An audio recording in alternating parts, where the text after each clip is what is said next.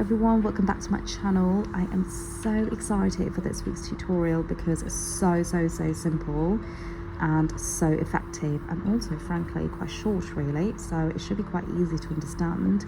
Now we will be using two techniques to create this lovely movement within our knit. Okay, so of course, as you can see, one of them is ladders and the other one you'll see in about a moment. Now I have kept it quite simple by using just the one yarn, but you can go ahead and make your color changes or yarn changes within every section. Now, just like always, I have mentioned all the changes you can make towards the end of the video, so stick around and find out what they are.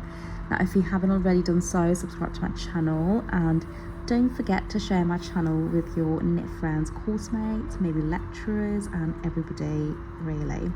Right, I hope you enjoy this. If you've got any questions, let me know in the comments and let's get started. So I've casted on a few needles and knitted a few rows, and we are going to be working with a ladder layout of 2 working and 1 out of position. So we are going to go ahead and transfer every 3rd needle over to the right and push those empty needles all the way to the back of the bed into non-working positions, so they create ladders. So once you've done that, go ahead and move your halls and cams onto halls position, so from 2 to 1 on your silver reed, and on your brother it will go from N to H. Now my carriage is on the right hand side, okay, so the rule of partial knitting is always opposites, so everything on the far left of our knit we've got to push forward. Okay, so push forward a selection. So we are going to be working with 2 needles, but you can pick whatever number you like. We're going to knit 4 rows, 1, 2, 3, 4. And what that will do is, of course, just knit on this area, and then we're going to go ahead and push the next 2 forward and knit 4. 1, 2. And we are simply going to continue doing so until we get to the end. So what you'll notice is that your comb will interfere with your knitting. Now if it does so, just go ahead and grab some claw weights or any additional weights you may have. Push the next 2 and knit 4.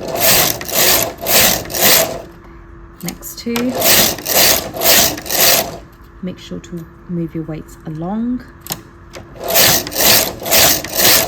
And I am going to stop at this.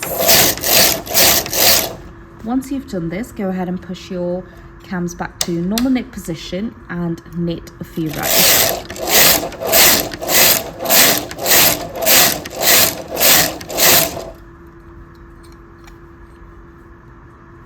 And you can see that our ladders is going in that direction, and then it's going straight up. Okay, so now I'm going to even this knit out by moving my carriage back to the left hand side, pushing my cams onto halls position and repeating this process from the right hand side. Okay, so pushing forward our end 2 needles and knitting 4 rows,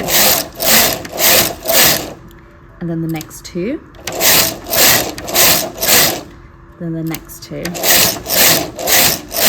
So essentially all we're doing is repeating what we've done.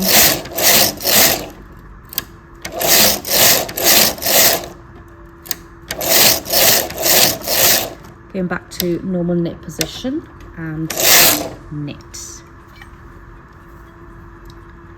And that is basically what creates that movement within your knit with the ladders. Okay, so if you experiment and if you go ahead and keep repeating what we've done, it will basically create that sort of slight curviness to the knit.